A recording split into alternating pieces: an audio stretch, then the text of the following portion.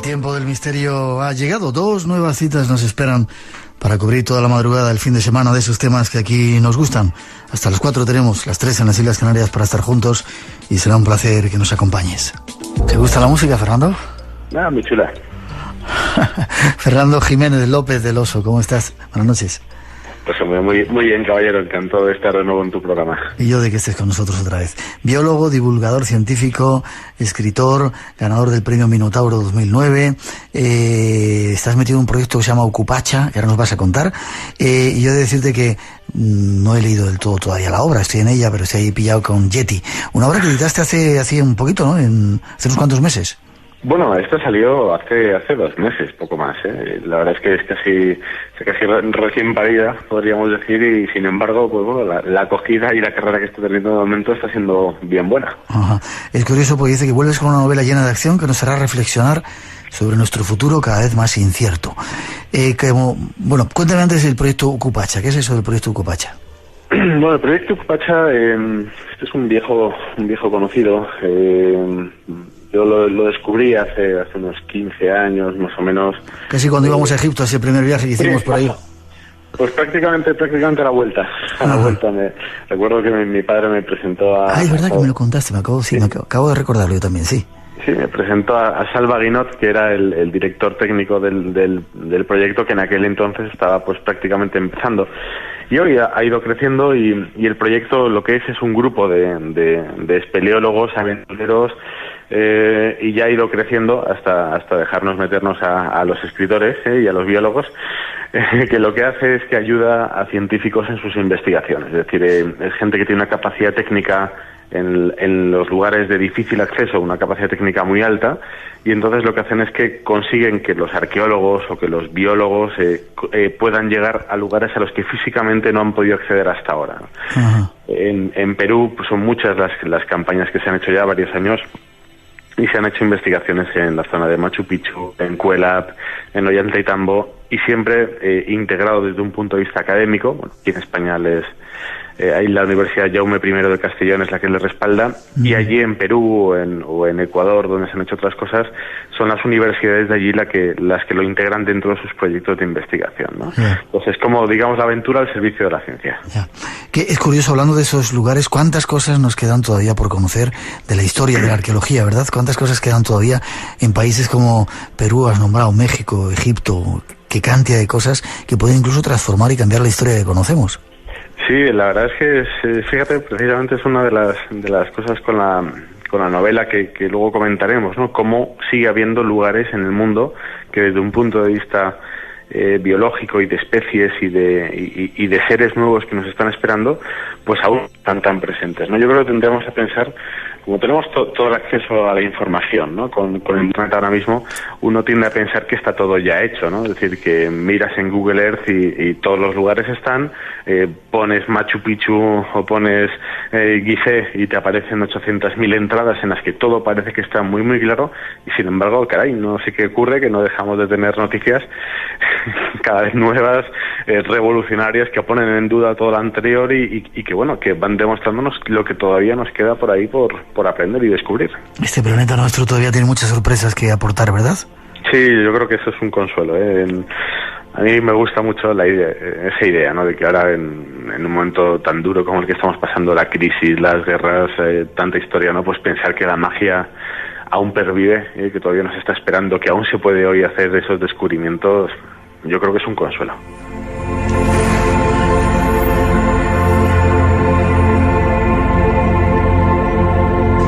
En esta novela nueva, en este libro nuevo, Yeti, así se llama, planteas un futuro cada vez más incierto. Si vamos un poquito a la realidad, si quieres, luego entramos en la ficción. Como biólogo, es curiosa la cantidad de especies que estamos haciendo desaparecer diariamente en el planeta, ¿no? Sí, eso es cierto. Mira, hay un dato que es muy curioso y muy llamativo, ¿no? Nosotros conocemos ahora mismo 1,5 millones de especies aproximadamente, de seres vivos, que no está mal.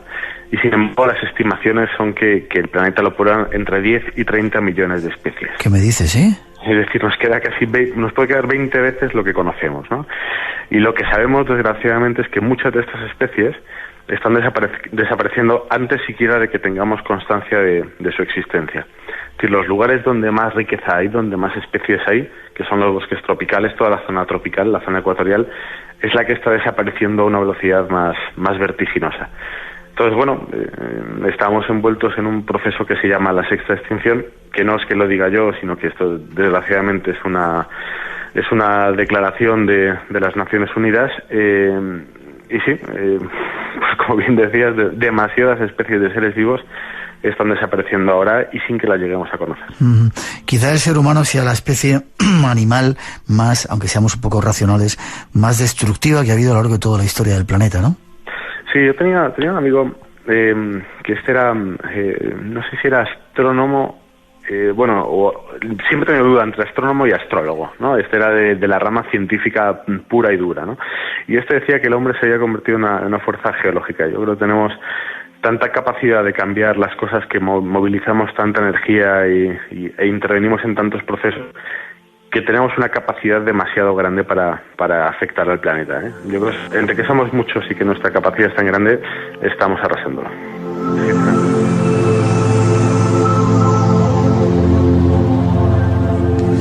En tu libro planteas que hay un lugar donde hay un montón todavía de especies, que es un sitio poco tocado, poco explorado. ¿Existen todavía sitios de estos?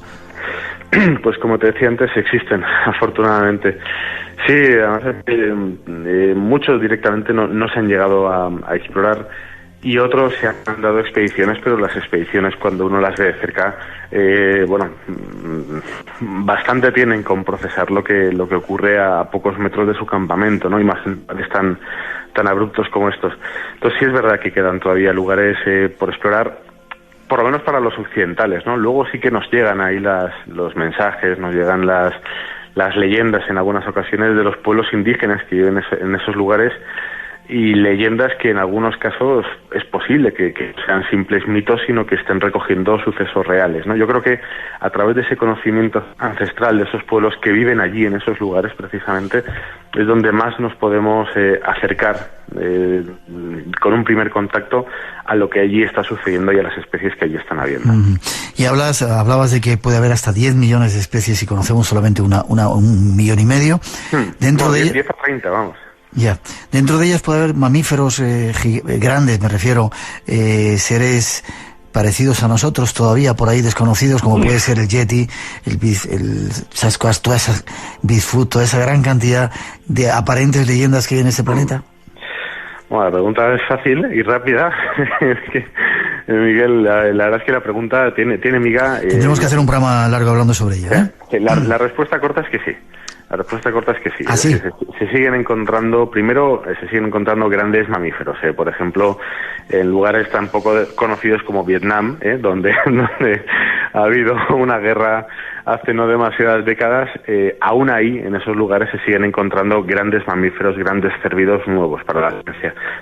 Se siguen encontrando nuevas especies de primates por nuestro planeta, y lo que es más importante, y esto sí que llama la atención, es que se siguen encontrando, por lo menos en el registro fósil reciente, insisto con lo de reciente, nuevas especies de seres humanos. Esto que suena un poco extraño, bueno, pensemos en el Homo floresiensis, que apareció hace unos pocos años. Esos eran unos fósiles que estaban en la isla de Flores, que está en Indonesia, de unos seres extraños que medían poco más de 1 metro, 1,20 m, y que se ha descubierto que es una especie nueva en sí misma, es decir, no es una adaptación de Homo erectus al estado de isla, sino que es una nueva especie que vivió hace unos 12.000 años. Son los fósiles más recientes encontrados. Ojo, digo más recientes encontrados porque puede haber fósiles más recientes todavía que no se hayan encontrado. ¿Y por qué no? Podría haber incluso poblaciones que aún estuvieran viviendo. 12.000 años no son 12 millones de años, es ayer mismo. Y como digo, en este caso, como hablábamos antes de lo de las leyendas, de las poblaciones de los lugares, pues nos encontramos con que en esos lugares hay multitud de leyendas que hablan de individuos así de pequeños. Esa, en este caso, se ha descubierto ahora mismo, hace unos pocos meses, una nueva especie de homínido en la zona de Siberia, en un yacimiento vinculado con los neandertales, que aún no tiene nombre. Se le conoce como el homínido de Denisova, que son las cuevas donde se encontró, y que vivió hace unos 40 o 50.000 años. insisto, otra vez ayer mismo, en este caso, una especie vinculada por los rastros que se han encontrado a los neandertales, que los neandertales morfológicamente tienen una apariencia, bueno, totalmente humana como nosotros, pero podríamos pensar que el aspecto promedio que tienen es como el de un humano lanzador de martillo, es decir, un tipo de unos 2 metros de alto, 1,80 m de alto por lo mismo de ancho prácticamente. Es decir, eso están ahí, insisto, los lugares donde se están encontrando estas cosas son lugares también con una densidad de población humana muy baja, es decir, que aún podríamos encontrar, aún se podrían investigar y podríamos llevarnos más de una sorpresa. Entonces la pregunta aquí es obvia, ¿no? Es decir, todas las leyendas que hay de encuentros en esos y en otros lugares de humanos modernos con extraños homínidos en lo profundo de esos bosques de la taiga siberiana o de los bosques de Indonesia, podrían tener una base real, podrían estar aludiendo a seres reales como los que se están encontrando en ese registro fósil. Pues es posible, ¿por qué no?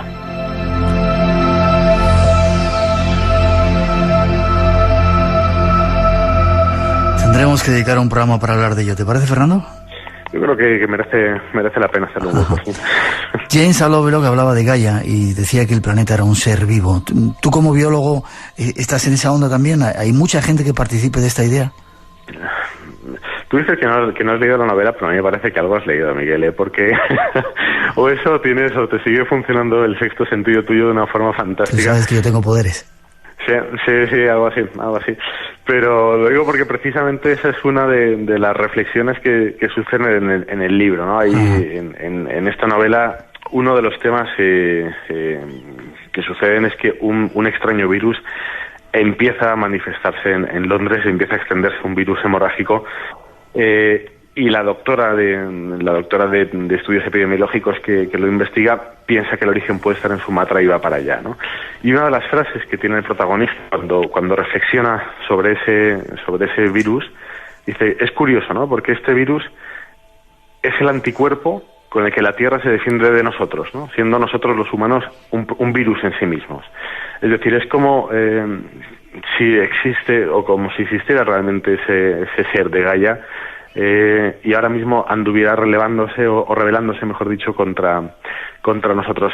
Yo sinceramente no sabría qué decir, ¿no? Es decir, la hipótesis de Lovelock es muy sugerente, y sí es verdad que estamos todos mezclados. Es decir, esto no deja de ser una burbuja, una pelotita que va volando por el cosmos y en la que estamos, de momento aquí, todos condenados a entendernos. Y no nos estamos entendiendo, ¿no? Yo creo que la especie humana está desequilibrando el tema mucho. Visto de esa manera, podríamos ser como una pequeña célula flotando en mitad de un campo o de un medio de cultivo, ¿no? Con los diferentes orgánulos relacionados unos con otros. Si hay una inteligencia que se podría extraer de todo esto, sinceramente no lo sé. A lo mejor es que es simplemente un problema de escala, es decir, y esta inteligencia y Gaia existe y nosotros simplemente somos incapaces de percibirla porque se manifiesta a un ritmo mucho más lento que el ritmo vital nuestro, ¿no? Pero ya te digo que a mí la teoría me gusta y me parece tremendamente sugerente.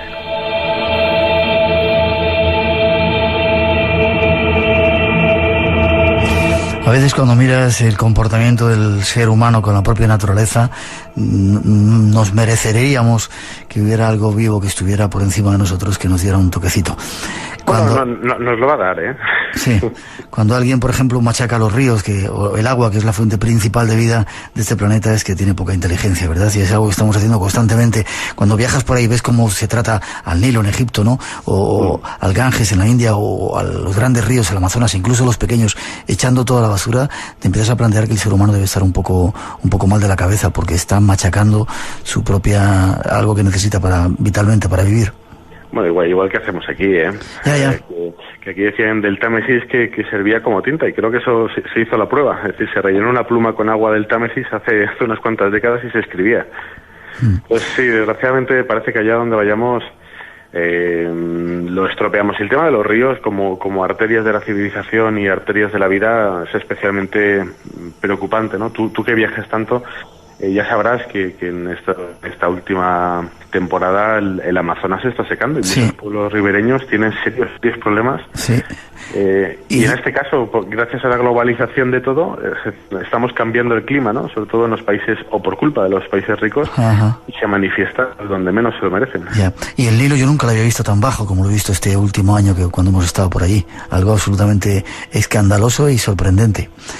Pero bueno, ojalá tu libro no sea algo profético. Yeti, al final bueno, espera, déjame que lea algo que dicen aquí de él. Dice que Yeti es una novela que transgrede continuamente las fronteras del género de aventuras para internarse en el thriller, la ciencia ficción y por momentos el terror.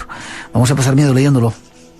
En algún momento se va a pasar miedo. En algún momento hay algún pasaje que parece que lo hubiera escrito, me lo hubiera dictado al oído Stephen King, pero yo creo que sobre todo es una novela de aventuras, ¿no? Lo que pasa es que, claro, ten en cuenta que nos metemos con el poder internacional por un lado, nos metemos con una enfermedad terrible y fuera de control a la que hay que tratar de ponerle coto, o no, porque también a veces que uno piensa que casi sería mejor, ¿no?, que algo se nos llevara por delante a todos. Y también, claro, como no, teniendo el título de Yeti y sabiendo que sucede en Sumatra, ¿no?, donde tú lo sabes bien, las historias y las leyendas del Orang Pendek, del Orang Gadang son tan frecuentes, pues bueno, digamos que se mete un elemento extra que algún susto nos puede dar, ¿eh? Una mezcla explosiva. Pero un susto agradable. Que no tenéis que perderos.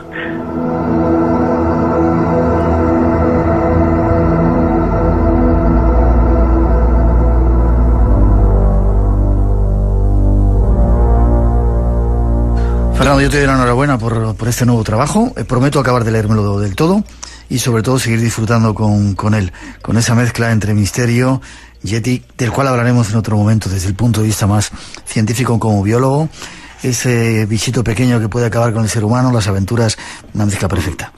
Gracias, enhorabuena. Muchísimas gracias y yo invito también a todos los oyentes que quieran empezar a leer la historia, que lo pueden hacer en la página web mía en www.lopedeloso.com y allí pues tendrán los primeros capítulos, bueno, pues para que vayan entrando en contacto a ver si les gusta. Seguro que sí. Gracias. Tenemos pendiente repetir viajes, ese que hicimos a Egipto hace 16 años. Sí, señor, mi primer viaje.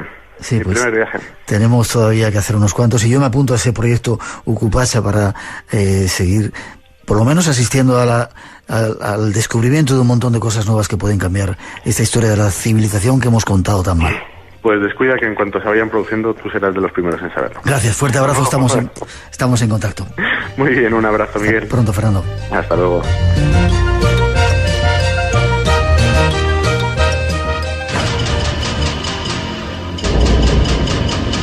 Espacio en blanco. Una puerta abierta hacia lo desconocido. Entra con nosotros. Todas las madrugadas, de sábados y domingos, en Radio Nacional.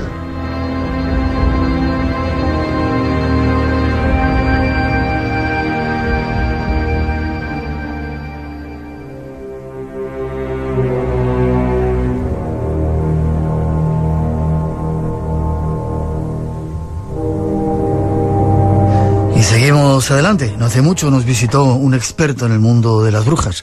Sobre ellas vamos descubriendo a medida que tenemos más información que se han escrito muchas mentiras y como el tema aún tiene muchas respuestas, hoy vuelve con nosotros.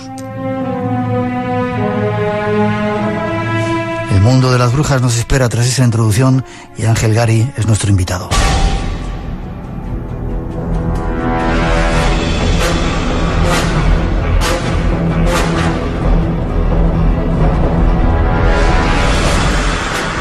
A lo largo de los próximos minutos nos preparamos para recibir unos personajes que han poblado la imaginación de millones de personas a lo largo de los siglos. Nos referimos a las brujas, esas mujeres repudiadas, causantes de todo tipo de males a lo largo de la historia. Pero parece ser que la historia no ha sido muy justa con ellas y a su alrededor se han fraguado leyendas poco reales. En los próximos minutos, en compañía de nuestro invitado, todo un experto en la materia, os invitamos a descubrirlas un poco mejor, alejando leyendas e historias poco reales.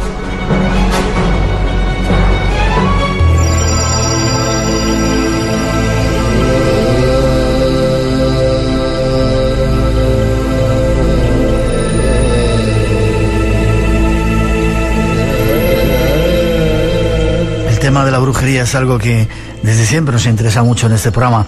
Nos vamos hasta Huesca a hablar con todo un experto, Ángel Gari La Cruz. Buenas noches, Ángel. Hola, buenas noches.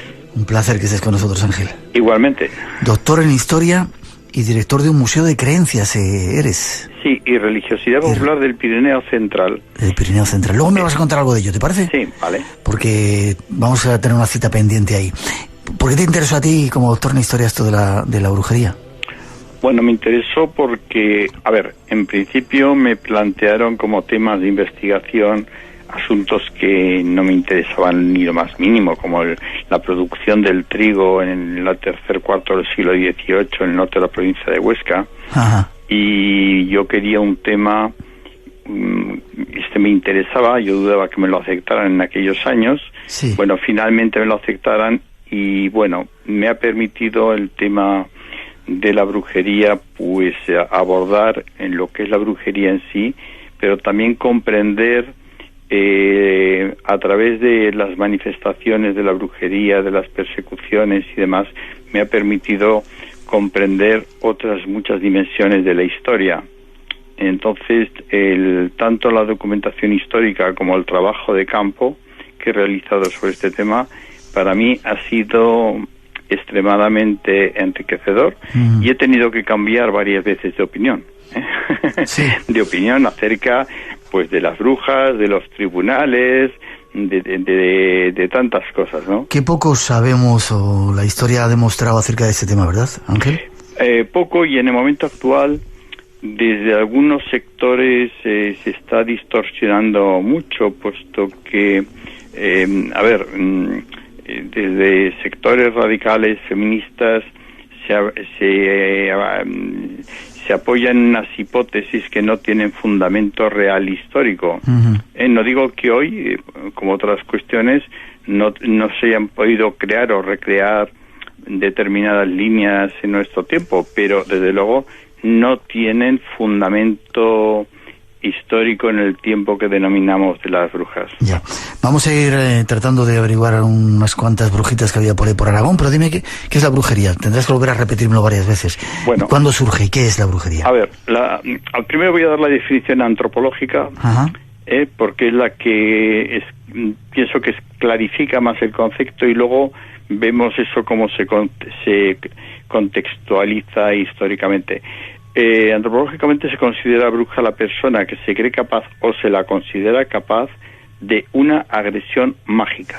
¿De una agresión mágica? Sí, primera cuestión. Segunda cuestión, habría según Evans Pritchard, un antropólogo muy famoso, que fue el primero que diferenció, bruja sería la persona que tenía poderes intrínsecos para dañar, también para curar, por ejemplo, pero fundamentalmente lo aplicaban para ser calificadas brujas como para dañar. Y hechicera era la persona que aprendía técnicas, fórmulas, manejaba oraciones, conjuros, libros, papeles mágicos, es decir, lo aprendido. Ajá. Estas diferencias en la historia son difíciles a veces de matizar, y porque los documentos pues reflejan la visión de la acusación fundamentalmente y de la tortura, y por remitirnos a contextos más o menos próximos en contextualización histórica, pues en la bruja, en el Éxodo 22 se dice: no dejarás vivir a la bruja.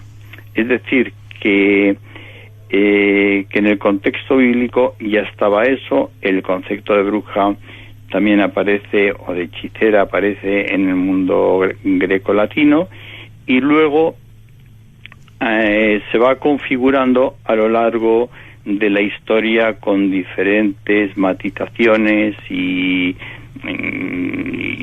actuaciones.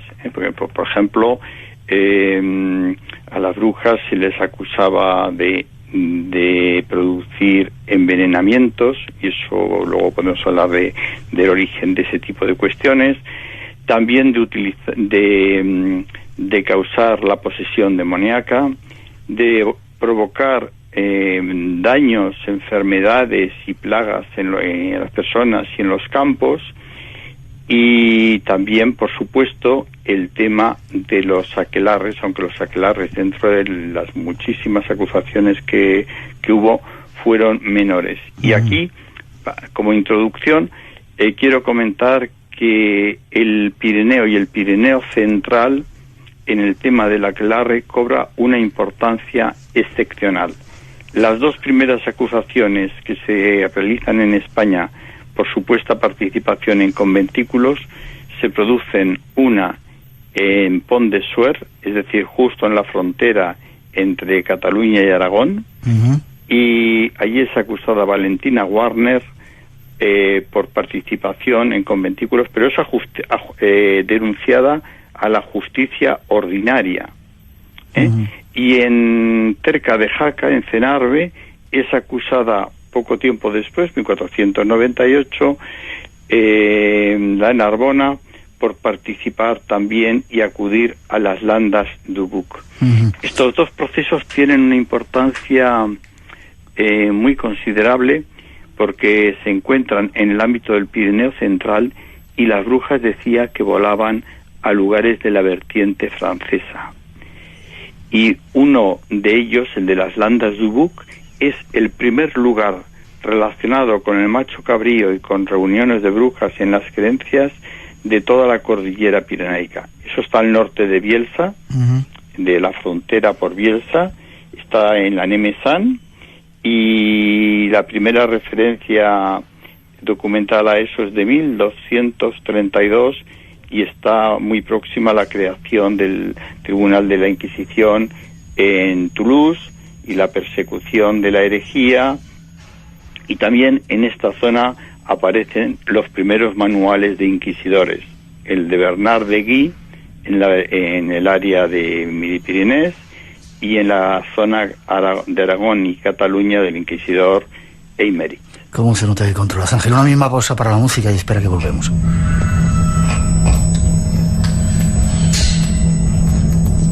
Antes de pasar a que nos cuentes, no tenemos mucho tiempo hoy, haremos más programas hablando de brujería, si te parece. Sí, lo que queráis. Pero antes de pasar a esos casos de Aragón curiosos, ¿la brujería por dónde se extiende en España? ¿Está en todas las partes, en toda la península? A ver, está en toda la península, pero el tema de los aquelarres, como tales, se dan más en la zona norte, con gran diferencia, de España. Y sí que en el calificativo de brujas pues se aplica en muchísimos lugares de todo el país y hubo denuncias también en todo el país, menos quizás que en la zona norte, porque ahí no actuó. Recordar que las brujas fueron perseguidas por la justicia ordinaria en primer lugar, mucho más que por la Inquisición y también por la justicia episcopal.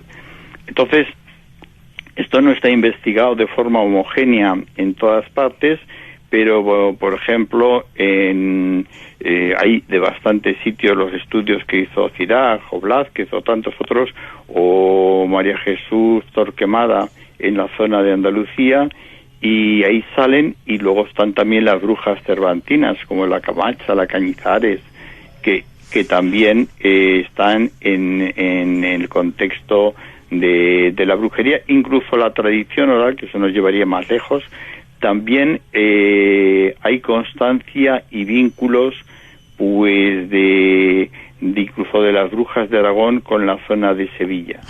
Escucha, el fenómeno de la brujería no es solamente español, es un fenómeno es mundial, universal. ¿no? Universal.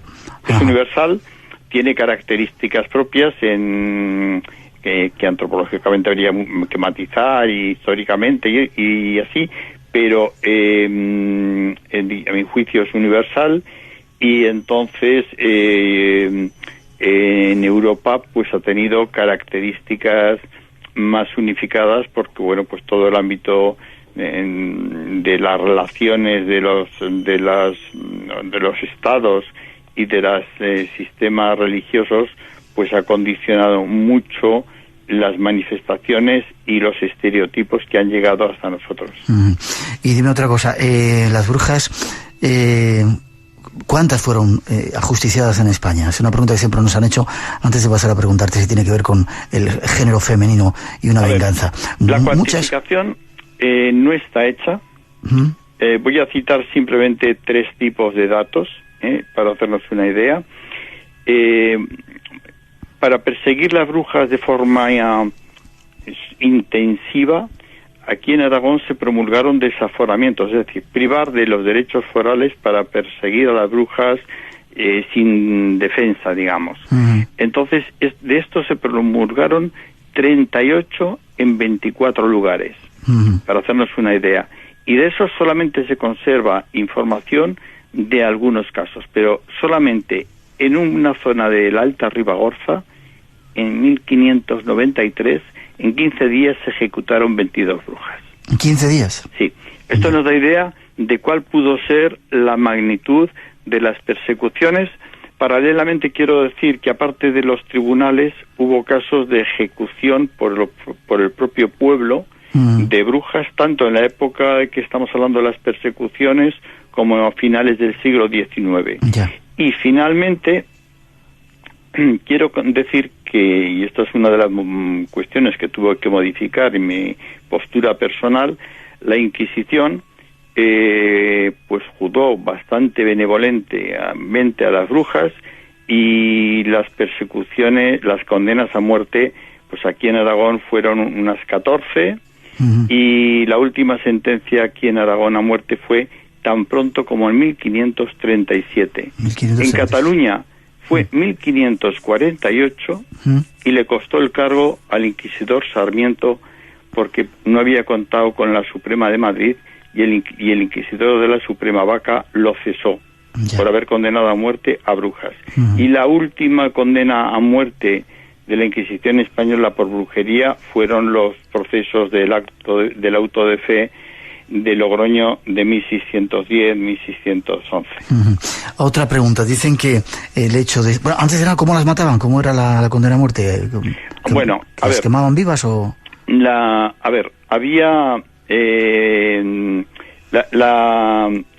la Inquisición condenaba a la hoguera, pero quien ejecutaba la pena era, digamos, verdugos que no eran de la Inquisición, y la justicia ordinaria normalmente las condenaba, en la época de la Edad Moderna, las condenaba a la horca.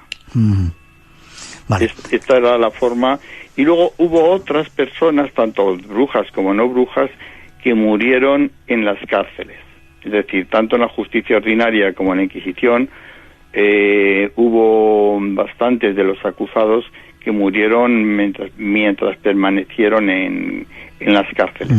Hay mucha gente que piensa que esto de la brujería era una venganza contra determinadas mujeres que tenían un conocimiento y que estaban fuera del redil, es decir, que estaban fuera del dominio de cierto poder eclesiástico. ¿Qué crees?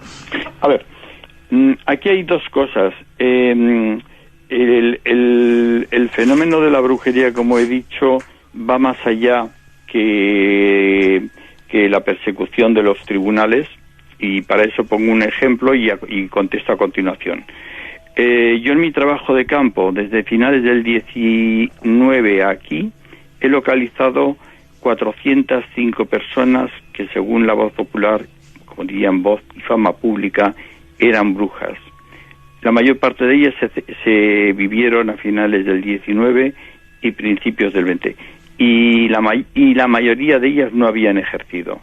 Era un fenómeno de chivo emisario, de cargar con las culpas de las tensiones de la comunidad. Y doy otro dato concluyente para mí. En mi trabajo de campo he demostrado que en los pueblos menores de 100 habitantes había 60 veces más brujas que en los mayores de 1000. ¿Sí? Sí. Qué curioso. Este es un dato concluyente.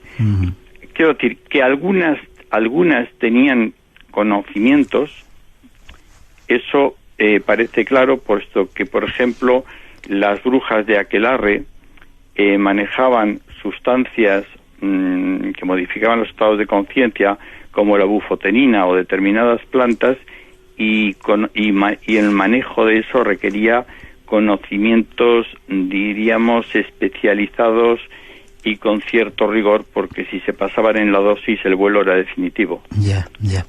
¿Siguen existiendo las brujas ahora?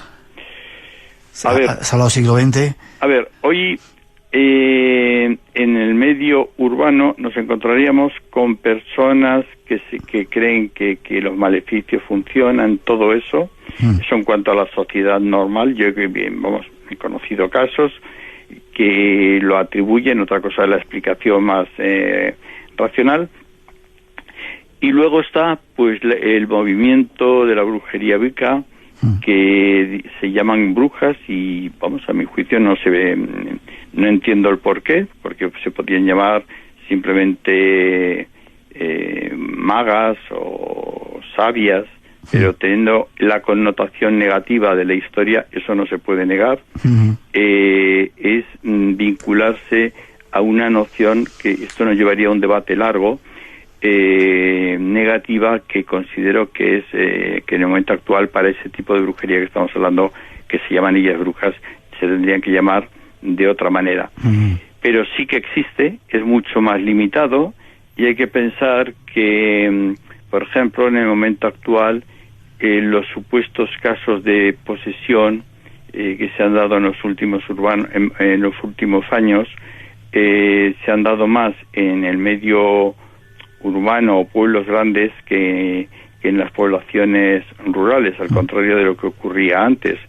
Yo recuerdo pues todos los temas que ha llevado Fortea, o los casos de posesión que han ido saliendo en los medios de comunicación, o los casos atendidos en Italia por el exorcista de Turín. Yo estuve con uno de ellos en el programa La Clave con Balbín. Qué curioso. Hacemos una pausa y vamos a que nos cuentes algunos casos de la brujería ahí en Aragón.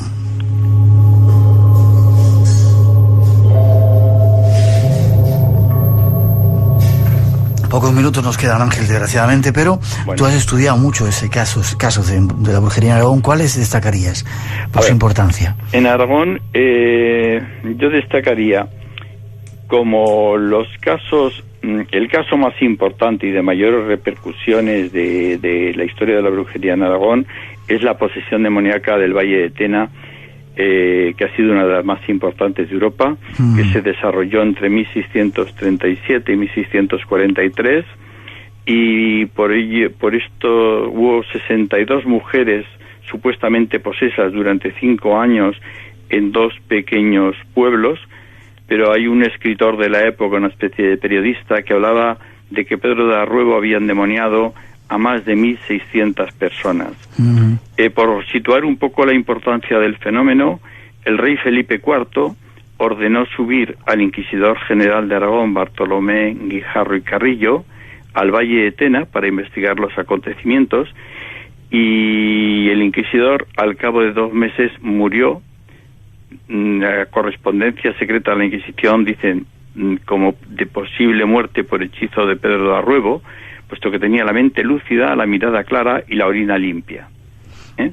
Os cuento esto porque, que se relacionen, hay muertes de inquisidores con acciones de brujas, hay, que yo recuerde, en España 2, y uno en Navarra, que se lo atribuían a unas envenenadoras. Yo propuse en el congreso que hubo hace poco sobre la brujería en los Pirineos que se hiciera una investigación forense y se conservan los restos para ver si quedan vestigios de venenos en los huesos de este inquisidor.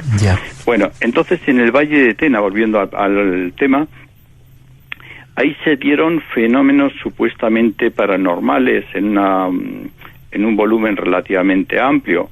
Pues se habla de que tenían una fuerza desproporcionada para ser mujeres, que cuando el inquisidor les dirigía a ellas en latín, ellas le replicaban sus argumentos en romance.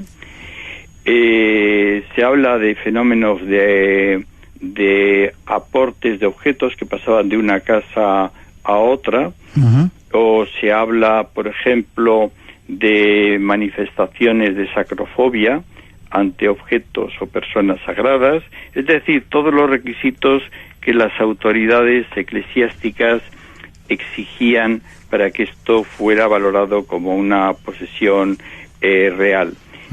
Como consecuencia de la posesión del Valle de Tena, Blasco de Lanuza, que era un hombre culto y que fue rector de San Diniés, de uno de los focos, escribió el tratado más amplio sobre demonología y ángeles, publicado en España en los siglos XVI y XVII en español, que es Patrocinio de Ángeles y Combate de Demonios. Y ahí yo ahí localicé la pista para luego desarrollar las investigaciones sobre este caso de posesión.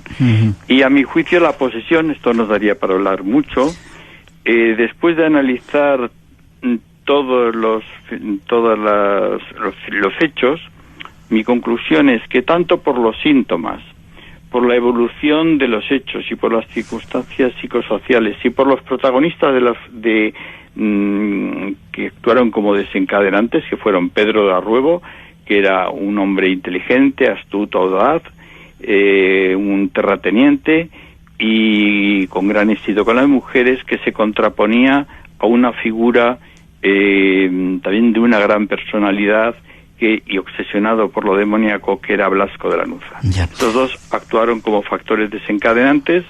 Luego hay todo un proceso, que es que los exorcismos, la presencia de los inquisidores, la muerte del inquisidor, todo eso actuaron como elementos amplificadores, y cuando desaparecieron los elementos desencadenantes, la posesión continuó siendo notable en esta zona del Pirineo, pero desapareció, volvió a niveles de normalidad.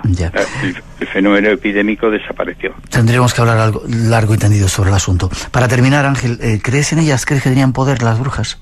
¿Les tenés miedo si te hicieran un hechizo a ti? No, yo cuento siempre lo siguiente. Yo en el tema he sido muy racional, muy crítico, pero yo no puedo decir que yo no voy a tener miedo o que no he tenido miedo. De hecho, cuando hice el trabajo de campo para el Consejo de Investigaciones Científicas, que fueron 600 entrevistas, yo contemplé la posibilidad de dos cosas que estadísticamente estaban previstas.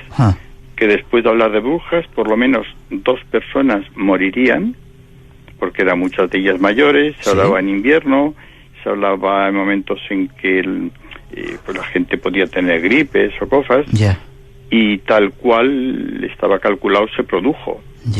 Es decir, a mí no me afectó en ese momento, pero yo me pude sentir afectado en algún momento por las circunstancias, y yo no, hasta ahora no, pero no digo que en un momento determinado,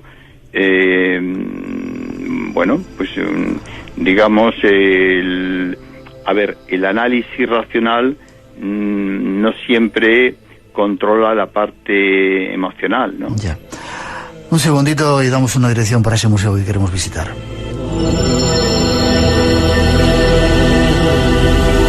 Ángel Gari Lacruz, un invitado que volverá al programa, que tiene un museo. ¿Forma de conectar con ese museo, Ángel? ¿Dónde tenemos página web? El museo está situado al norte de Barbastro, es decir, la provincia de Huesca, al norte de Barbastro, en la carretera que se dirige al túnel de Bielsa, es decir, a la frontera.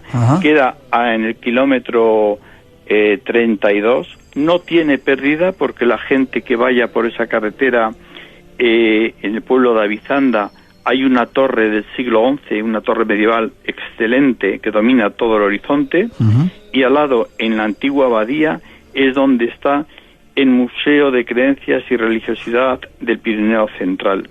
Este museo, que a quien quiera visitarlo, pues que quedan invitados. Antes, ahora en verano estará abierto julio y agosto todos los días, pero antes está abierto únicamente los fines de semana. ¿Hay una página web o algo? Las páginas web, ha habido alguna modificación, entonces las decimos el próximo día. Vale. Y si no, que se pongan en contacto con nosotros y nosotros les dirigimos a esa dirección del museo. Y bueno, Avizanda, ya digo, es un entorno excelente como población típica, pero luego el museo pues hay como muchas piezas que en otro momento podemos pormenorizar, muy singulares. Hablaremos de ello y no nos perderemos la visita. Ángel, gracias. Gracias por tu aportación, estamos en contacto. Adiós. Un fuerte abrazo. Bien.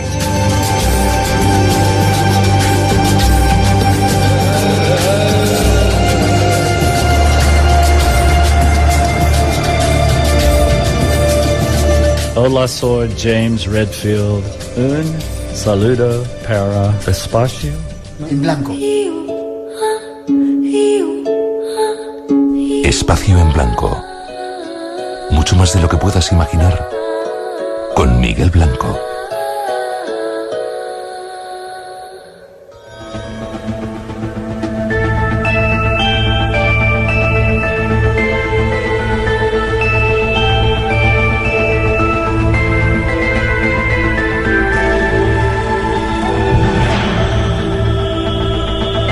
Aquí en Radio Nacional llegan las noticias ahora de las 3. Bueno, habéis escuchado el saludo James Redfield, el autor de las 9 revelaciones, la 10ª, la 11ª y la 12ª, que vino a presentarla a nuestro programa. James Redfield, al final no le salía el blanco y le tuvimos que ayudar un poco. Como digo, llegan las noticias de las 3, las 2 en las Islas Canarias, el momento de hacer una pausa, toda la información y enseguida regresamos. Recordar que mañana tenemos ese programa especial acerca de los mediums con invitadas de lujo, hablando, posiblemente nunca habréis oído un relato tan extenso sobre todo ello y escuchando sus propias experiencias, ya veréis qué interesante. Toda la información sobre el mundo de los mediums y muchos ejemplos esperan mañana aquí en el Espacio en Blanco en Radio Nacional.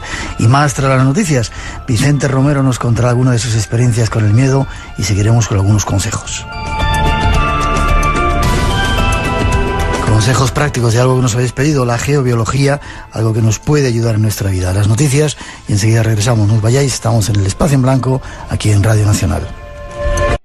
Pasan algunos minutos de las 3, las 2 en las Islas Canarias y es la hora de volver a llenar las ondas de Radio Nacional de Misterio. Nos queda todavía mucho por contaros.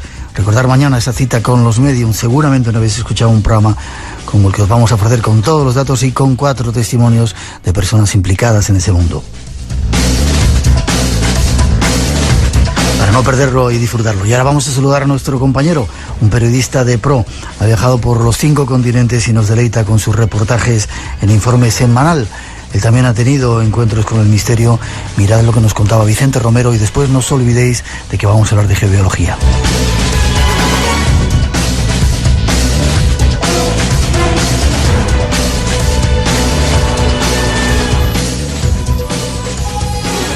Tú me decías que habías tenido una cierta percepción del mal, o no sé si llamarlo. Yo vi un diablo en Haití, lo vi físicamente en Haití, el país del que vamos a hablar dentro de un momentito. Claro, yo te decía que yo lo entendía, porque paseando un día por Nueva York, es una larga historia que requeriría más tiempo que explicarlo así en 3 minutos, pero bueno, verás, yo venía de un bar en el que había tenido una historia un par de años antes, un bar enormemente humilde en la esquina de la 9ª Avenida con la calle 23, tan humilde que no tenía nombre, se llamaba Donut Bar, ¿no?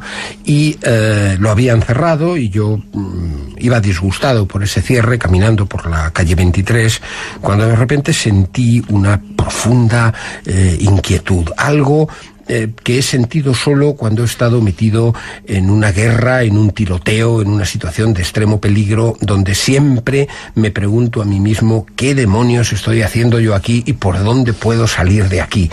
Esa necesidad de huir, de salir corriendo, ¿no? Entonces me detuve y dije, ¿qué me está pasando? Estoy en Nueva York, son las 6 de la tarde, no hay nada que deba de alterarme. ¿Por qué estoy tan nervioso? Observé que tenía hasta una especie de taquicardia y me paré a analizar qué me ocurría y descubrí que me estaba sintiendo agredido por un edificio. Dije, bueno, estoy loco. Estas son las cosas que no se pueden contar en público porque los oyentes van a pensar que efectivamente estoy loco. Están acostumbrados a estas cosas. Entonces me acerqué a aquel edificio en lugar de marcharme, pues con un impulso racional de ver qué me estaba pasando, ¿no? Era un hotel y entré dentro del hotel conforme me aproximaba al hotel y entraba adentro, mi pulsación se aceleraba, yo me sentía mucho más nervioso y había algo que me impulsaba a salir corriendo de allí, hasta que esa sensación fue en aumento, hasta que localicé exactamente el punto del hotel del que venía ese malestar mío. Y era una estatua satánica que estaba puesta en uno de los ventanales del hotel, mirando exactamente hacia el punto donde yo había sentido aquella sensación. De manera que miré hacia aquel símbolo de Satanás y le dije: bueno, macho, ya sé que eres tú, ahí te quedas, adiós, buenas. Me marché y no le di más importancia al tema, hasta que unos meses después, comentando aquella situación tonta con un amigo, un entrañable amigo que ya murió, con Antonio Gálvez, un compañero técnico de sonido con el que viajé mucho, una persona absolutamente inolvidable. Antonio se quedó con el nombre del hotel, Hotel Chelsea, lo buscó en internet y resultó que el Hotel Chelsea es un lugar desde hace muchos años de tradicional de reunión de sectas satánicas, de gente que rinde culto al demonio dentro de ese hotel. Es un hotel que presume de tener una boa conscriptor paseándose por sus escaleras, donde hay reptiles que son símbolos satánicos, donde en pleno Nueva York crece una vegetación tropical y donde han ocurrido crímenes, suicidios, escándalos famosos como el de Didi Ramón, del grupo de los Ramones, etcétera, etcétera. Yo no sabía aquello cuando entré en el Hotel Chelsea, no podía estar obsesionado por aquello, solo sé que aquello me incomodó profundísimamente. No he vuelto por allí pues porque no he tenido ocasión. Alguna vez que he estado en Nueva York, pero siempre he estado con prisas, he pensado, debería pasarme a ver si vuelvo a tener esa sensación o no.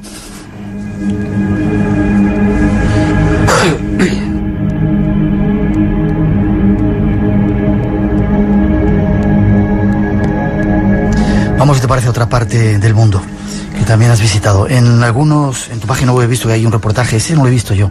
Las puertas del cielo lo llamaban, me parece, el Tíbet. ¿Cómo es? ¿Cómo lo viste tú? ¿Cómo lo encontraste cuando estuviste? ¿Y cuándo estuviste? Bueno, creo que ya el Tíbet ha cambiado.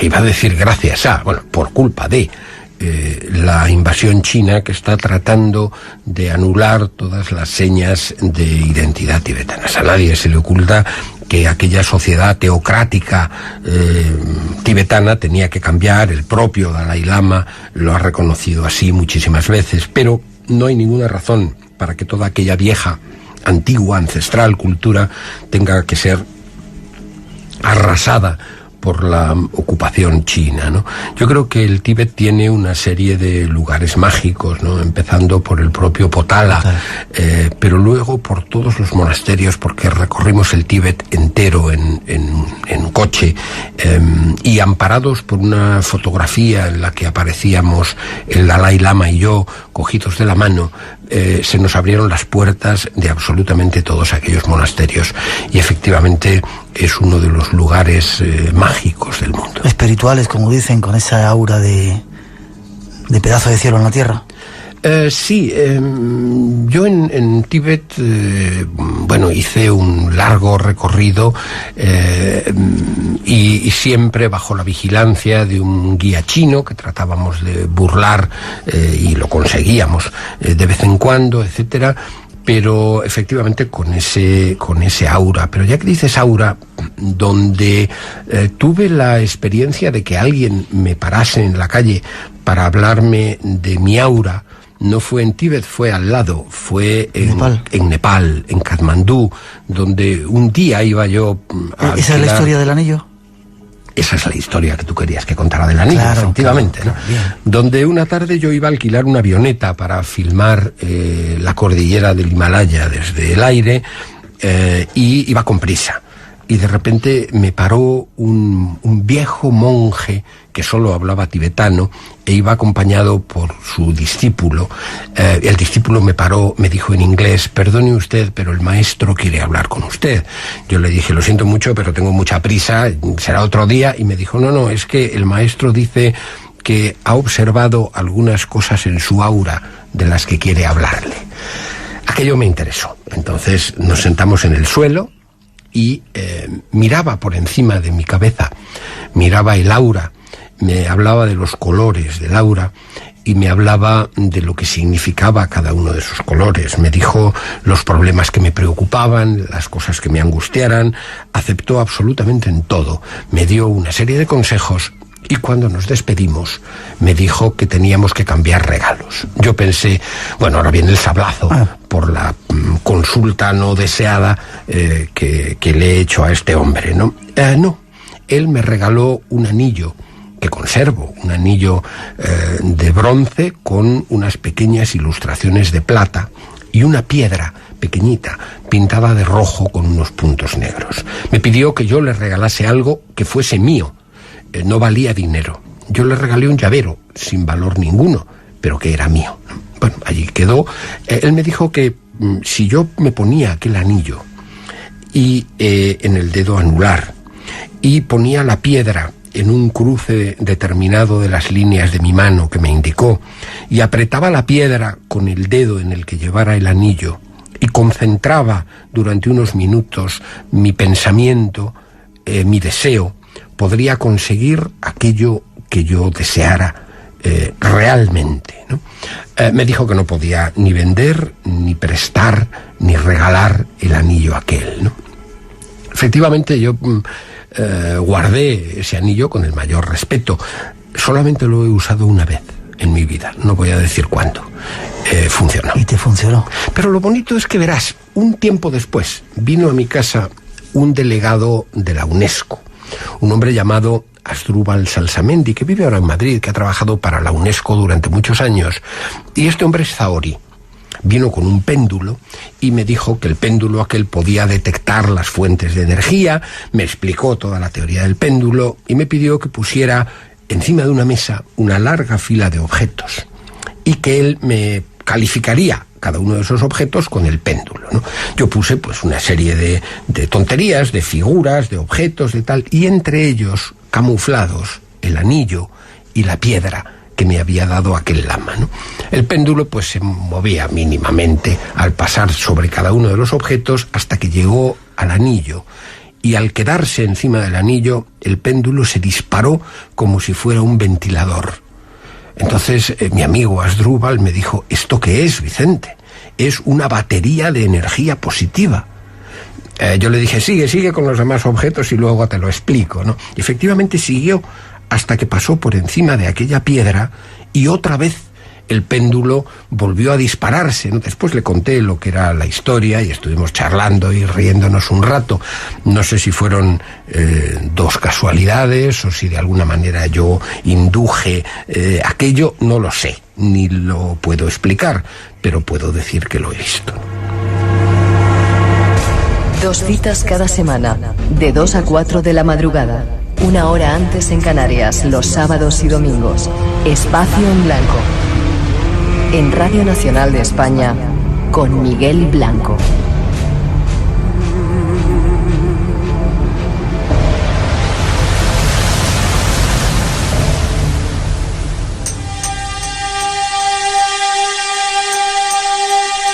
Hay muchos sucesos que no tienen explicación. Ahí nos relataba Vicente Romero algunos de los suyos.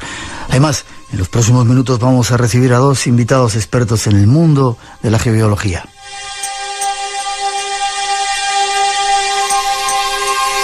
Este es uno de los muchos temas que nos habéis pedido que tratásemos. Hemos rescatado de nuestro archivo una entrevista realizada con uno de sus impulsores en España, Mariano Bueno. Tiene la garganta un poco estropeada, pero se le entiende. Ya veréis qué interesante. Estar atentos a los consejos que nos dan, nos pueden ser muy útiles para la vida diaria, ya veréis.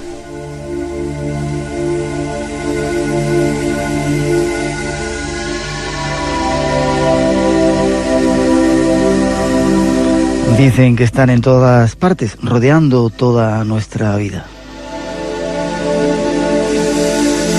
Pueden llegar a afectarnos tanto que incluso nos pueden provocar un cáncer. Antes no se conocían, salvo por algunos sabios de la antigüedad en las diferentes culturas. Hoy sería un pecado no tenerlas en cuenta.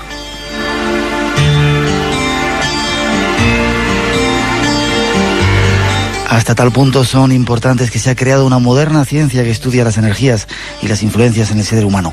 Su nombre es la geobiología. Y esta noche volveremos a hablar de ella con su precursor en nuestro país, a quien ya vamos a saludar, Mariano Bueno. Don Mariano, ¿cómo está usted? Muy buenas noches. Un poco afónico, pero muy bien. Qué poca voz te queda ya. De eso seguro que tanto hablar, Mariano. A veces es un problema, sí. ¿Te acuerdas cuando hablábamos por primera vez de este tema en España hace un montón de años ya? Sí, hace bastantes años y realmente seguía sorprendiendo tanto como puede sorprender ahora. Cierto. Pero sigue siendo tan vital y tan importante el difundirlo como lo es ahora. Y la que has montado en todo este tiempo, tú solo, bueno, con ayuda de otra mucha gente, pero tú fuiste el primero en hablar de estos temas en España. Aunque no fuera el primero, porque la revista Integral y Serafín San Juan me precedieron, pero de alguna forma el poder difundirlo al máximo de gente a través de los libros, de cursos, de conferencias, yo creo que ha servido un poco para que la gente tome conciencia y para que un gran número de interesantes personas se hayan unido en nuestra asociación, en GEA, para seguir este trabajo. Mariano, bueno, una de las primeras personas, si no la primera, que habló de este asunto en nuestro país, y bueno, se ha pateado todo el país haciendo trabajos, dando conferencias, sobre todo por tratar de divulgar este tema de la geobiología. Y saludamos a nuestro segundo invitado, Jesús Castellanos. Buenas noches, don Jesús. Hola, buenas noches. ¿Cómo estás?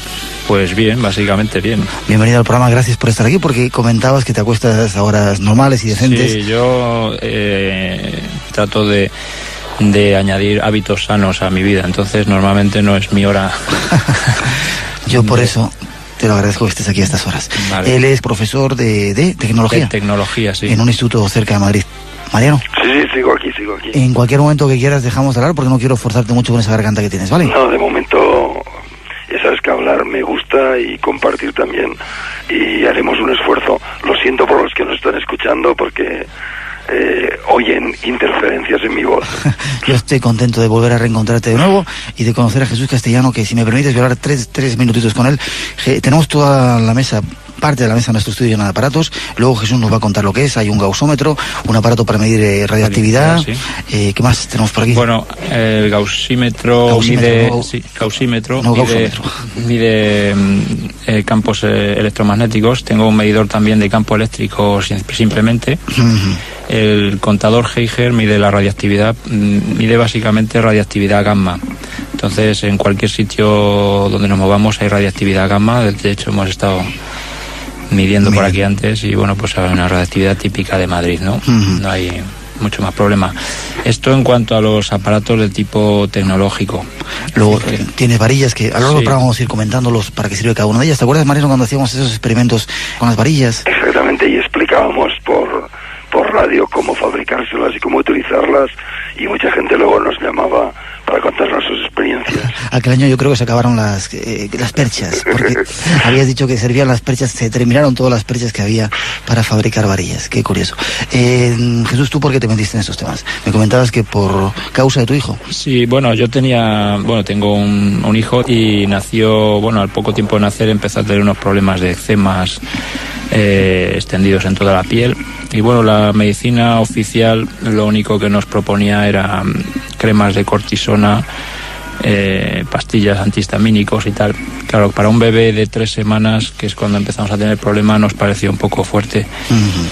Aparte que lo dimos una vez, a los 15 días otra vez estaba allí presente el eczema, ¿no? Entonces empezamos a buscar y bueno, pues dimos primero con algunos médicos alternativos. Al final pues acabamos con masajes, y bueno, la verdad es que cuando te metes en el mundo un poco alternativo tienes que pasar forzosamente por la geobiología, ¿no?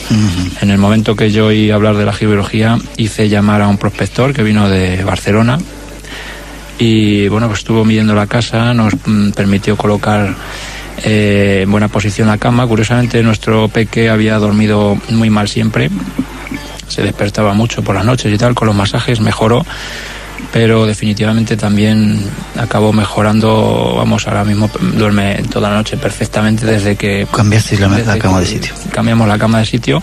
No está orientada hacia el norte, ya hablaremos luego de eso. Está hacia el este, pero está en una zona neutra, es decir, que está fuera de la línea de Harman y tal, que ya veremos luego. Atentos a nuestros oyentes que no conocen el tema. Es tan importante que, según dicen los expertos, si estamos durmiendo en una mala posición podemos llegar a provocarnos un cáncer. Hay mucha gente que ha muerto de esta enfermedad morirá por estar durmiendo en una posición equivocada. De ello vamos a hablar esta noche y lo haremos enseguida después de esa primera introducción que ofrecen nuestros compañeros. Nos vamos después de esa introducción. Las radiaciones telúricas y sus efectos sobre los seres humanos forma parte de un programa llamado genéricamente Fronteras de la Ciencia. Y está siendo desarrollado por un instituto de investigación de Zúrich. Aquí se ordenan y se publican documentos e informes que representan una ayuda inapreciable para quienes trabajan seriamente en este campo de investigación. Es un centro de documentación para aquellos fenómenos que caen fuera del ámbito de lo estrictamente científico. Las radiaciones procedentes del interior de la Tierra son precisamente un fenómeno de esta índole y motor del tema que hemos convenido en llamar lugares telúricos.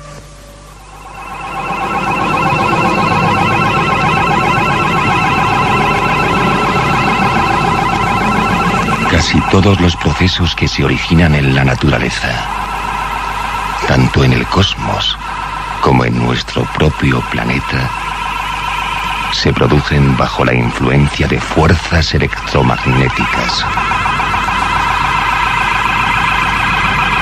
La geobiología estudia todo esto. Pero, ¿qué es la geobiología? ¿Cómo podemos beneficiarnos de ella? Oigamos a nuestros invitados. Pues vamos a intentar definir para quien no conoce el tema de la geobiología. Si me permites, vamos hasta Castellón a hablar con Mariano. Jesús, Mariano, pues adelante.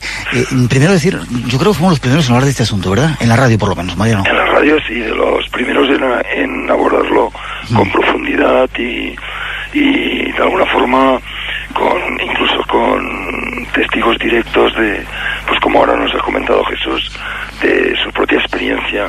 Y cuando decimos que unas radiaciones pueden producir un cáncer, pues estamos hablando de algo realmente serio por un lado y constatado continuamente con nuestros estudios, porque está claro que radiaciones, los seres vivos han estado siempre expuestos a radiaciones tanto cósmicas como terrestres, pero lo que ha descubierto la geobiología es que hay puntos, zonas concretas de la Tierra donde se descarga mayor número o mayor cantidad de esta radiación, que puede ser una alteración del campo magnético, o puede ser radioactividad, puede ser radiación gamma, como nos contaba Jesús, o incluso partículas alfa o beta. Y si ese punto de mayor descarga, parecido un poco a un punto de acupuntura o un chakra, corresponde donde hemos construido la casa, pero sobre todo en un lugar donde pasamos muchas horas, como puede ser la cama o puede ser el lugar de trabajo, el cuerpo va acumulando esta radiación hasta que llega un momento que le produce una serie de alteraciones que pueden ir desde simples alteraciones sin mayor importancia, problemas reumáticos o dolores articulares, hasta verdaderos problemas degenerativos. De verdad que no quiero hacerte que hagas un esfuerzo, Mariano, me da pena sentirte así con esa voz. ¿Estás bien? Estoy muy bien, perdón, solo que pues estos días, por una serie de problemas y de cambios de tiempo, se me agarró la garganta. Por lo demás vamos, mis amigos además me conocen que es habitual, es mi punto débil. Cada vez que duermo poco o hago algún exceso con los viajes y tal, casi siempre es la voz, pero no pasa de ahí, de ser un problema simplemente de faringitis o de problemas de voz. Bueno, pues si está bien, ¿no haces esfuerzo?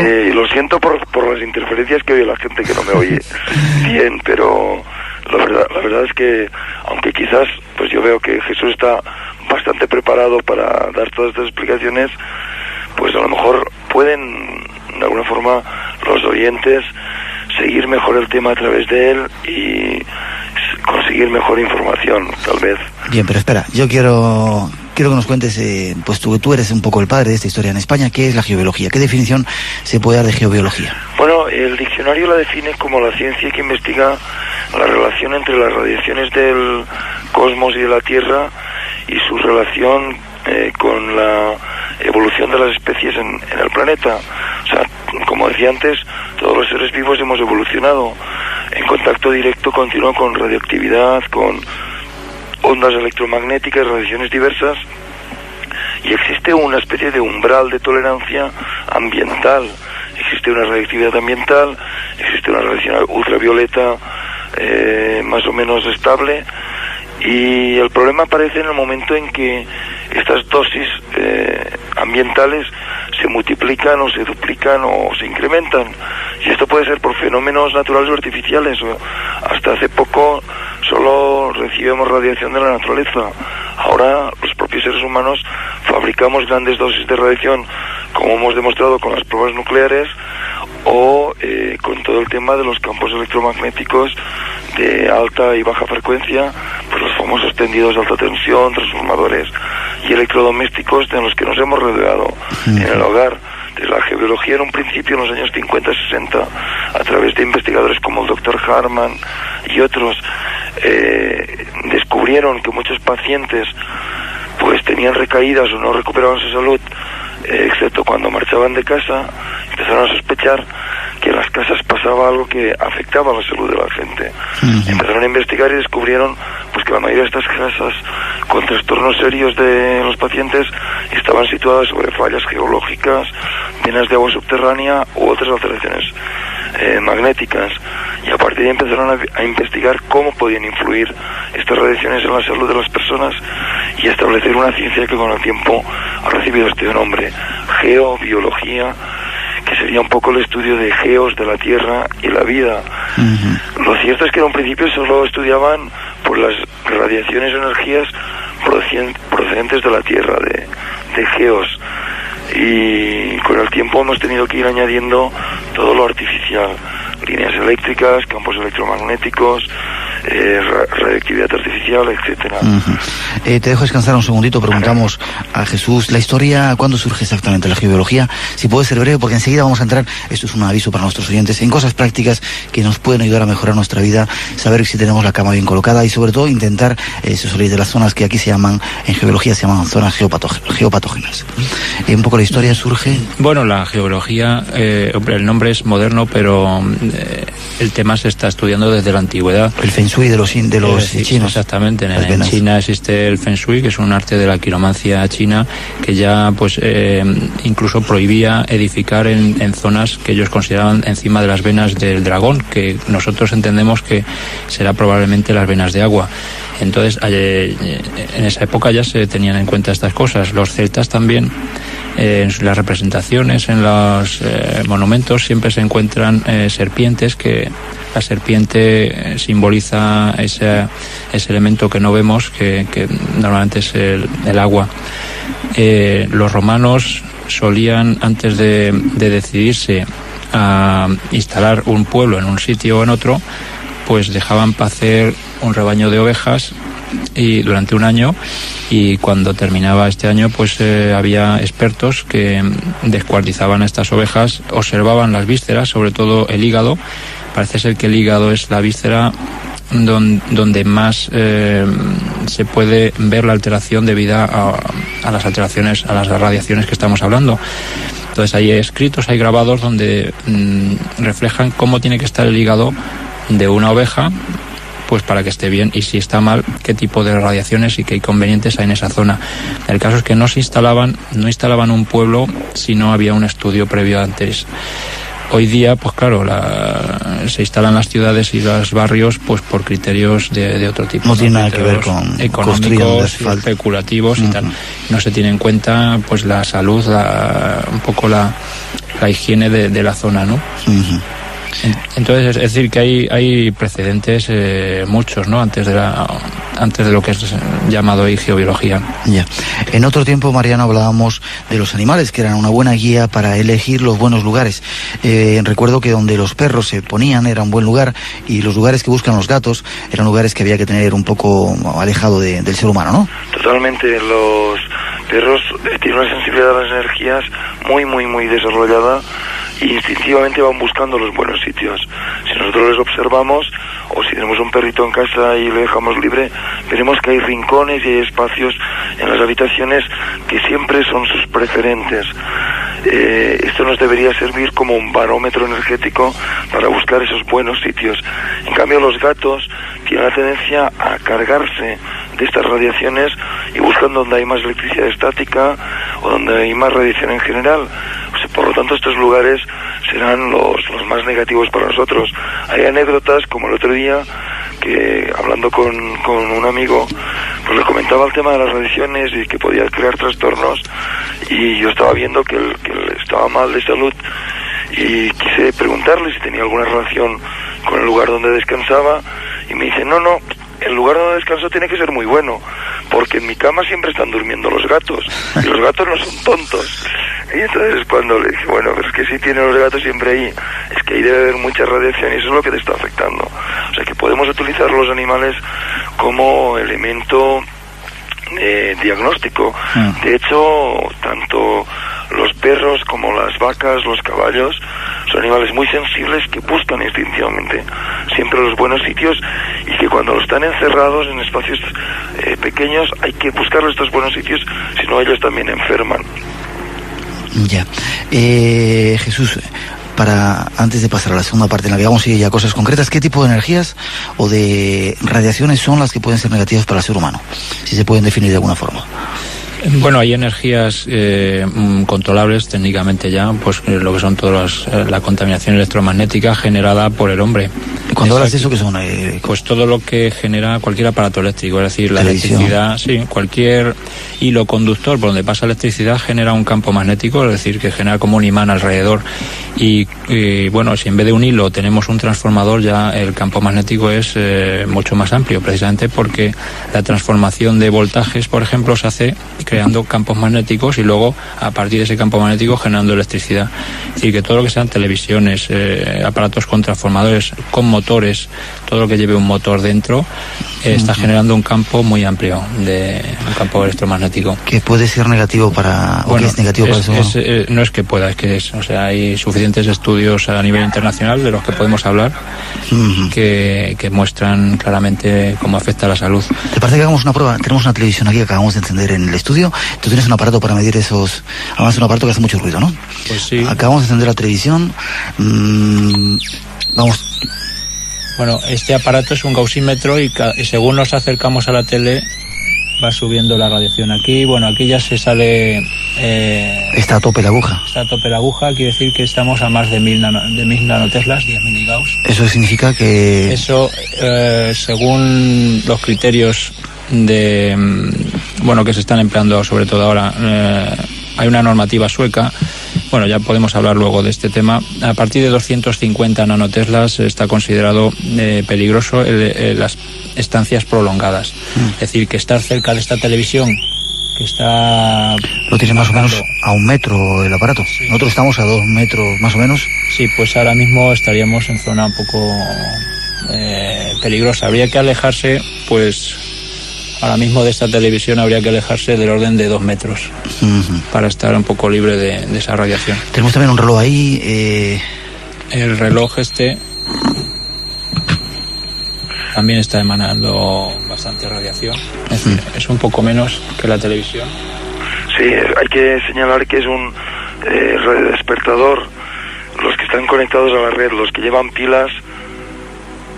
Sí, te escuchamos, Mariano. Sí, que los que llevan pilas, su campo magnético es muy débil, de unos centímetros, pero los que están conectados a la red, que llevan un transformador, como decía Jesús, ese transformador genera un campo electromagnético cuya intensidad pues está entre medio metro, intensidad digamos problemática, puede estar entre medio metro y 1 metro, y el problema más grave es que como suele estar en la mesita de noche casi pegado a la cabeza, esas ondas electromagnéticas de 50 ciclos por segundo alteran las ondas cerebrales. Sí. Es verdad que por la noche pues tenemos pesadillas o insomnio, o nos levantamos por la mañana con la cabeza muy cargada y lo achacamos al estrés, al trabajo, a 1000 cosas, y lo último que se nos ocurre es que es el radiodespertador.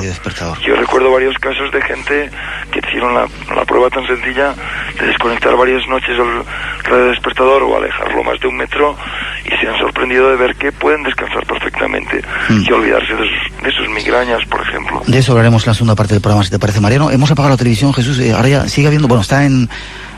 Ya no está en stand-by. Todavía sigue teniendo... Tiene un poquito, muy poquito. Hay que tener cuidado porque algunas televisiones, en concreto la de mi casa, aunque si lo dejamos en stand-by, es decir, lo apagamos con el mando, hay una parte del transformador que sigue emanando bastante radiación. Y otra cosa que quería decir antes también es que la radiación no solamente es hacia adelante, hacia la pantalla. La radiación electromagnética es como una esfera, es decir, va hacia todos los sitios y el centro está en la televisión. Esta radiación atraviesa cualquier tipo de muros, da igual, es decir, que una televisión que está detrás de un tabique está radiando en la misma distancia hacia adelante de la pantalla, hacia atrás de la pantalla, a través de los tabiques que haya por medio. Ya. En la segunda parte del programa, que vamos a entrar enseguida, vamos a ver más casos. En el Instituto de Biología de la Construcción de Rosenheim se investigan algunos aspectos de la relación que existe entre la vivienda y su influencia en la salud y en el bienestar de las personas. El profesor Schneider. El objetivo fundamental de la biología de la construcción consiste en la edificación de casas y la decoración interior de las viviendas, intentando que cuando menos no tengan una influencia negativa sobre los seres que las habitan.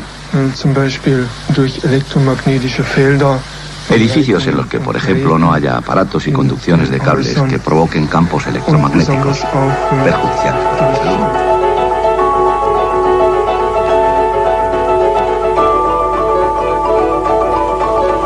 ¿Le ha sucedido que al levantarse por la mañana, después de una intensa noche de sueño, ha tenido fuertes dolores de cabeza? Tal vez pensó en ese momento que sería algo pasajero, y tal vez así fuera, pero en otros casos, ¿sabía usted que la ubicación de su cama puede ser la causante de todo ello?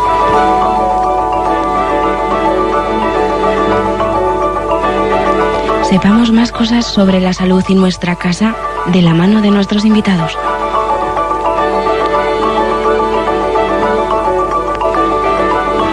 Es decir, que dormir con un radiodespertador de esos cerca, además es reloj despertador cerca, que mucha gente tiene la costumbre, se puso de moda en un tiempo, sí. Y mucha gente lo hemos tenido en la cabecera de la cama, puede producir, como decía Mariano, dolores, jaquecas e incluso un mayor tipo de problemas, ¿verdad, Mariano?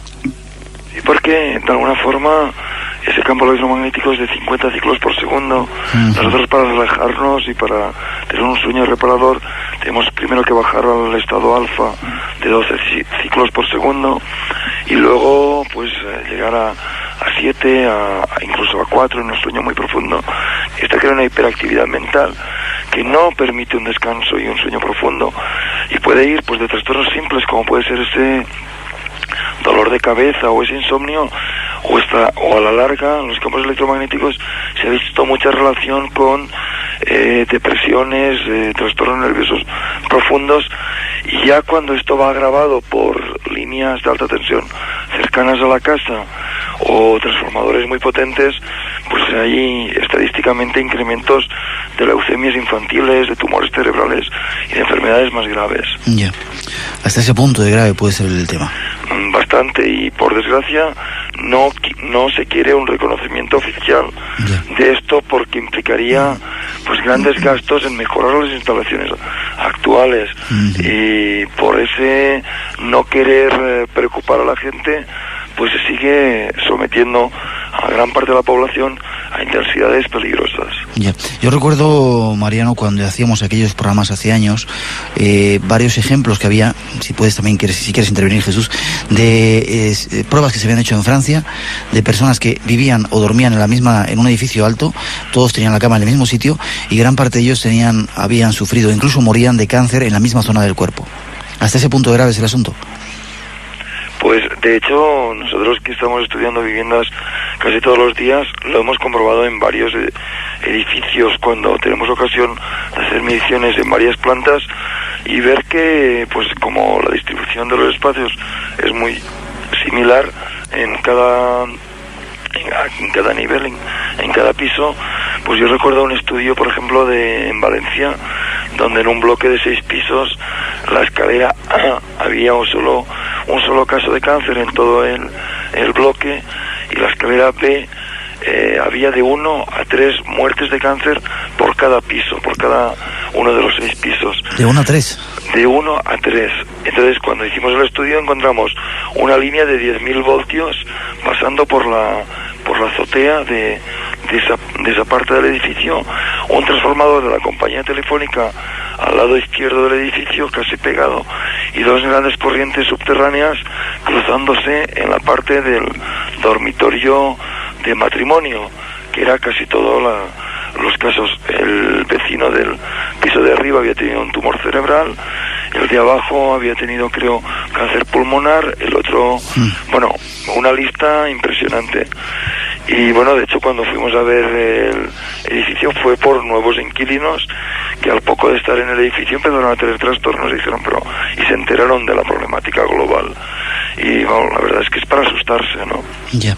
Y quizá a lo mejor no hemos hablado antes suficiente. Hemos hablado sobre todo de la contaminación electromagnética generada por los aparatos eléctricos, pero es verdad que hay otros tipos de energías que están procediendo del suelo principalmente, pues que son en toda la vertical de las corrientes de agua, como ha dicho ahora Mariano, o las fallas por donde habitualmente sale mayor cantidad de radiación. Esta radiación puede ser en forma de radiactividad gamma o puede ser también en forma de microondas. Es decir, que ahora mismo estamos viviendo en una ensalada de radiaciones que es absolutamente normal, pero precisamente hay ciertos sitios donde por el tipo, la característica del suelo permite una salida mucho más fuerte de esa radiación, y si estamos encima, pues claro, el desgaste que nos genera es mucho mayor. Eso es lo que se llama, hay que vetar, eso lo que se llama zonas geopatógenas. Eso, ¿no? Es lo que llamamos zonas geopatógenas.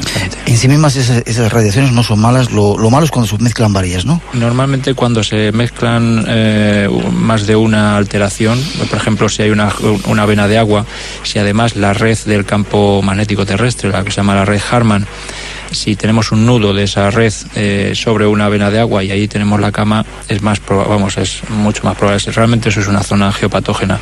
Cuando hay una sola alteración, normalmente los problemas no suelen aparecer o aparecen a muy largo plazo. ¿Te acuerdas, Mariano, también ese caso que ocurría en Francia de un cuidador o una familia de cuidadores de un cementerio?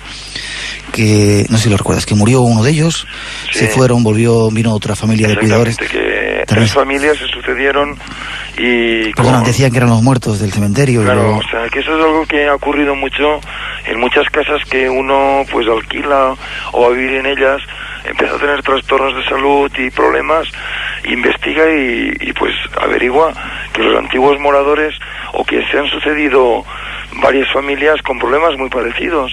Entonces uno piensa que son remanencias de vivencias ahí que están impregnadas en las paredes, o malos espíritus o fantasmas, y luego cuando haces una medición geobiológica descubres los niveles de radioactividad altísimos o alguna geopatología que es la que está provocando los trastornos a cualquier morador que venga de nuevo a ese edificio. Sí, es curioso también que está ocurriendo, aquí en Madrid ya hemos tenido algunos casos de personas que incluso ven fantasmas, lo que se llama habitualmente fantasmas, ven figuras, y curiosamente esas apariciones siempre se dan en ciertos lugares de la casa. Es muy frecuente que esos sitios de la casa corresponden a verticales de zonas geopatógenas. Es decir, que parece que en una zona geopatógena, de alguna forma, cuando estamos encima, tenemos alteradas nuestras funciones mentales, y en función de la cultura en la que vivimos, pues podemos llegar a ver un fantasma, a la Virgen o Buda, tal. En todas las zonas donde vemos apariciones, yo estuve hace poco visitando una... no sé si me estoy adelantando al tema.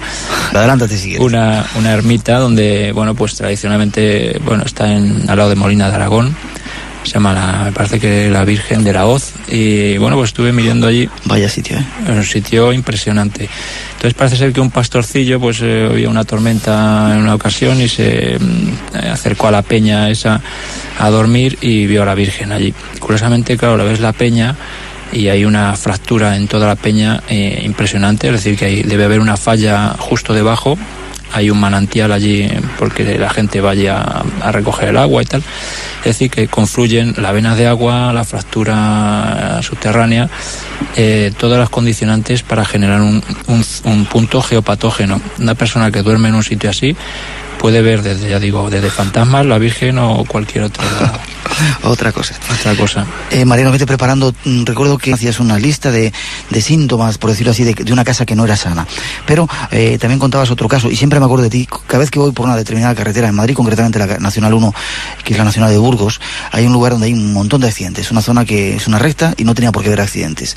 Recuerdo que en algún otro programa que hemos hecho se hablaba de en autopistas alemanas que se habían estudiado, en determinados lugares había una zona de esta geopatógena. Cuando los conductores pasaban por ahí les provocaba un estado alterado y de repente había accidentes de la forma más extraña. ¿Es así?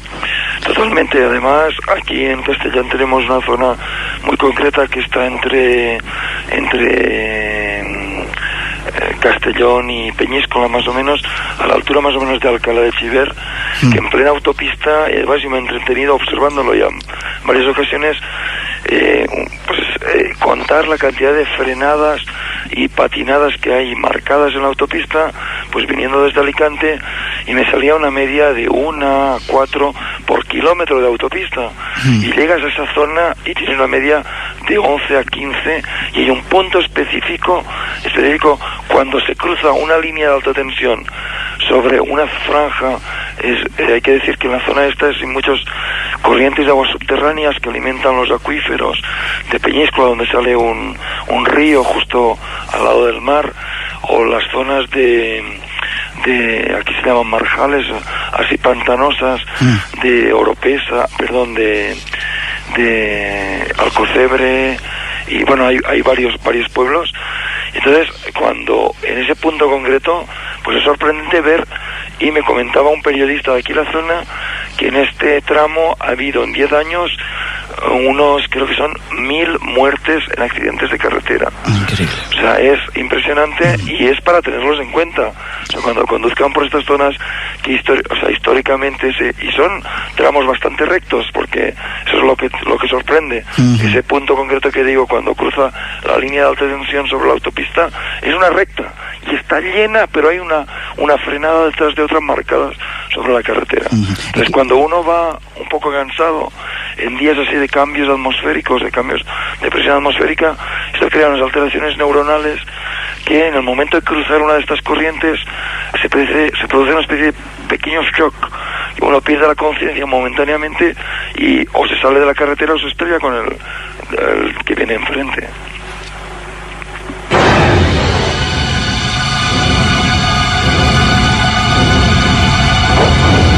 Espacio en blanco.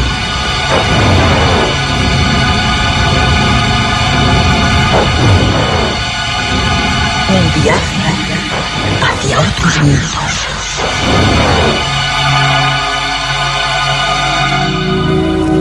Le decía a Jesús que si tenía algún caso así para contar de los que tú has estudiado.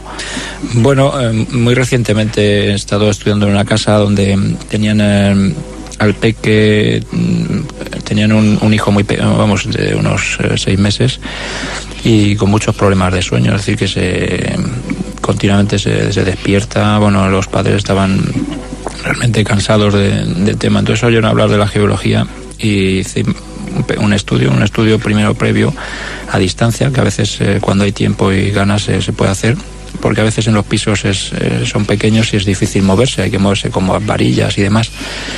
Y en este caso, pues ya vi que había una zona de la habitación donde había, pues yo detectaba algo como agua, ¿no? Una vez en el sitio me informaron de que esa zona, que es justo donde tenían la cuna, pues había un manantial que me enseñaron la fuente al lado. Esto era en Majadahonda, es decir, en un chalet o algo era, bueno, no son chalets, pero son pisos, claro, de cierto nivel, para gente de cierto nivel adquisitivo. Era un piso enorme, muy bonito, pero estaba edificado sobre unas antiguas huertas y había mucha agua. De hecho, en el edificio de al lado tienen un drenaje continuo y caía justo en la vertical de esta habitación. Justamente al otro lado de la cama, pues vi unas sombras en la pared y pregunté, y me dijeron que es que allí tenían un perro y es donde le gustaba dormir. Y digo, pues mira, vais a poner allí la cuna y vais a ver. Y bueno, pues efectivamente parece que funciona, vamos, que está... El niño duerme mejor ahí. Claro. Mariano, algunos consejos, ¿cómo saber que una casa no es el mejor lugar para vivir? Bueno, en principio lo más sencillo es observarse. Normalmente, si es una casa que ya vivimos, pues uno habrá observado que hay lugares donde se relaja más, donde está mejor, o puede hacer la prueba, como hacían los tibetanos, de ir cambiando el colchón de lugar durante un tiempo y allí donde descanse mejor, ese es el buen sitio. Habría que decir siempre de no crear problemas donde no existen. Si uno duerme estupendamente, tiene una salud envidiable y es feliz, pues que se olvide de corrientes telúricas y de radiaciones. Pero si hay trastornos, que busque. Naturalmente, cuando vas a buscar una casa nueva o comprar un terreno o una casa, pues la verdad es que no, es difícil experimentar. Entonces hay que observar. En las casas, las humedades en ciertas paredes delatan corrientes de agua subterránea. Las grietas también delatan fallas geológicas, que es por donde saldría más radioactividad y es donde hay más peligro incluso de cáncer, en ese sentido. Los malos olores es la proliferación de ciertas bacterias que crecen más en ambientes ionizados, con ionización de carga positiva, y esto estaría indicando que la casa está, o una zona de la casa está sobre zona de fuerte radiación. Hay que decir que estas radiaciones son muy puntuales o muy específicas en determinadas zonas, y que es raro encontrar una casa que toda la casa esté enferma o sea problemática. Casi siempre hay zonas peores y zonas más favorables, y esto es para tranquilizar un poco a las personas y decirles que bueno, que siempre se puede recurrir a un estudio que te determine exactamente qué lugares son los más indicados para ese descanso y para ese recuperar la salud, y cuáles hay que evitar por sistema. Humedades, grietas y olores podrían ser algunos de los síntomas. Jesús... Bueno, también nos ha citado, pero de luego unas líneas de alta tensión al lado, un transformador, etcétera, pues desde luego también es un problema que hay que evitar, que se sigue construyendo casi en la vertical de líneas de alta tensión. El otro día también estuve en Aravaca. Me llamó una persona que se había comprado un chalet y bueno, oyó hablar de esto y de pronto se dio cuenta que su chalet, que no está terminado, pues está prácticamente debajo de... El suyo no está debajo, pero bueno, hay otros dos más allá, habitados ya desde hace 2 meses, a 8 metros de la vertical, cuando bueno, pues una línea como esa, que es de 440 kilovoltios, habría que recomendar no edificar a menos de 400 metros. 400 metros. Claro, es aproximadamente 1 metro por kilovoltio. Ya. Es decir, y allí, bueno, pues estuve midiendo los chalés que están más cercanos a una hora, a las 3 de la tarde, que no es un momento donde haya mucha demanda de electricidad, pues estaba marcando ya más de 10 miligauss en la zona de los pisos más cercanos, o sea, 1000 nanoteslas. Yo creo que esas viviendas van a ser problemáticas. En Estados Unidos, las viviendas así se venden a la mitad de precio ya, es decir, porque la gente está ya, conoce el tema y bueno, pues no quieren añadir un problema más, ¿no?, a los que ya tenemos de contaminación atmosférica, etcétera. Pero así como un dato, ¿la cama tiene que estar orientada hacia el norte para que uno pueda dormir mejor? Bueno, ahí parece estadísticamente las personas suelen dormir mejor. Es un problema, es un tema de polarización, es decir, nuestro cuerpo, el 80% es agua. La molécula de agua se comporta como pequeños imanes, es decir, que tiene un polo positivo y uno negativo, que acostumbra a orientarse según el campo magnético terrestre. Es decir, norte-sur. Por la noche pues se polarizan, si tenemos la cabeza hacia el norte se polarizan, y digamos que las moléculas de agua tienen el mismo eje que nuestro eje corporal, y eso permite profundizar más en el sueño. Yo estoy viendo también en muchos estudios que los colchones que se utilizan habitualmente de muelles, que encima los anuncian como colchón de muelles, pues está generando muchos problemas, porque el muelle, que normalmente es de hierro, el hierro es un material, un metal que afecta totalmente el campo magnético terrestre. Entonces se pasa una brújula por la cama y se va viendo cómo va moviéndose la aguja para un lado y para otro. Es decir, que la gente que duerme encima de un colchón con muelles metálicos tiene por franjas, va polarizando, cada franja de su cuerpo está polarizada hacia una orientación distinta. Esto también está generando bastantes problemas.